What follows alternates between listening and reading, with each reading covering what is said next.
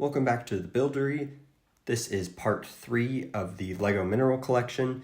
Today we'll be looking at the rhodochrosite here in the center. It's the darkest of all of the minerals on here, just with all of the black and dark gray. We have some really nice transparent red bricks that also shimmer a lot in the light. So let's get right into building. So the first step is using this dark gray 6x2 plate and this rounded 2x2 plate that has an axle hole in the center, followed by these variations of plates,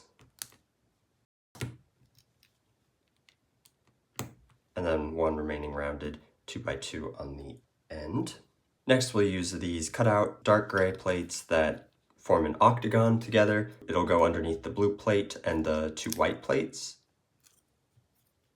as so. And then with the blue plate facing towards you, we'll add additional black plates that, again, this is going to make up the base of the rhodochrosite.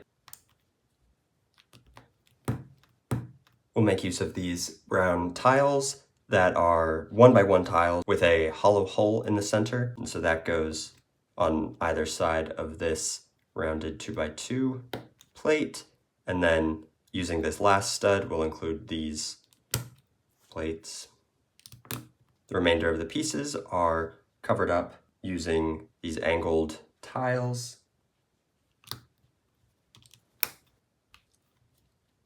And 4 additional of these brown ones. Starting with more layers, using these brown pieces, and now with the rounded 1x2 plates, they can actually fit into the hollow hole of the brown piece. Upside down, as so. A 2x2 plate with one cut out, and a black stud. This is the first of the transparent pieces, so we have a cheese wedge that's angled towards the center, and some studs that are upside down. And this is that hinge base, and that will go on the blue plate. So this is the base of the rhodochrosite, and now we'll move on to the next portion. So we'll start by stacking these two plates together, followed by this transparent red tile. Hopefully you can see the reflection, and that fills in the last hole. We use another one of those hinge bases and a rounded plate. On either side we'll use the wedged plates, and then top those with more rounded ones. This last one, it only goes on one stud. Now we'll use this wedge, which lines up with one more hinge base, and a transparent cheese wedge. Some more clear studs. We'll use this 1x2 plate that has one of the studs replaced with a wedge, and on top of that we're going to stack one black stud and one clear cheese wedge, and it will go in between here. Now this piece can be added on top of here.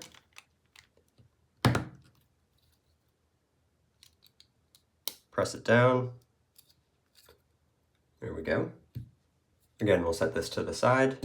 So we'll actually turn this over and start adding rounded plates and this 2x2 tile that has only 2 studs on the edge.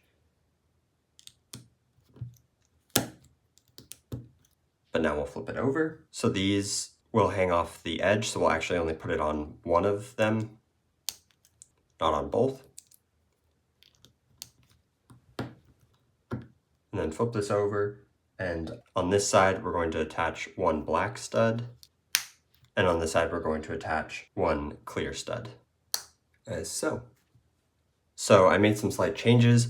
As you can see, I ended up flipping these brown tiles the other direction, and I moved this hinge and this cheese wedge up one more in order to actually make room for this. I just misread the instructions. And so this will go on upside down in the center. So continuing to build it up, we'll use these 2 wedged pieces, followed by some studs and a cheese wedge. and this goes on the end here. We'll do pretty much the same thing on the other side, and this will go here. Working on decorations, we'll use this 1x3 rounded plate, flipping it over, black studs on both sides. This will go upside down, and one more upside down rounded plate. Now we can actually use this hinge plate, and that will go into the hinge after we decorate it using this 2x2 tile with a hole in the center, and that just clicks in. And some of these transparent reds, which goes at an angle on here. So it looks much more complicated than it actually is. Of course, you have to follow the steps, but it does look very nice. Next, we'll use this piece, which is a clear stud that has a curved bar on it, and we'll include 4 of those. And do that again with additional pieces.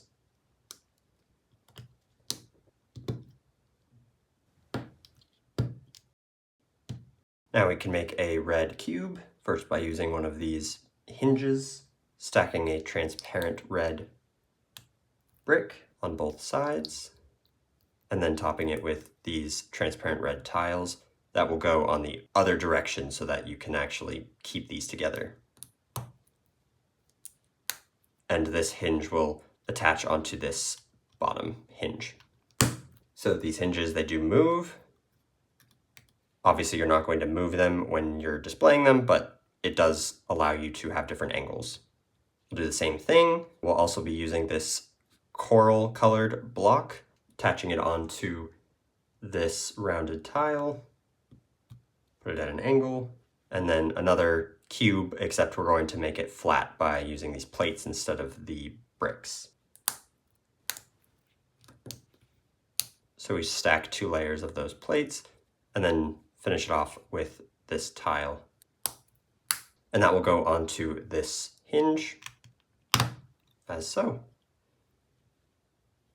Now all that's left is one more large cube.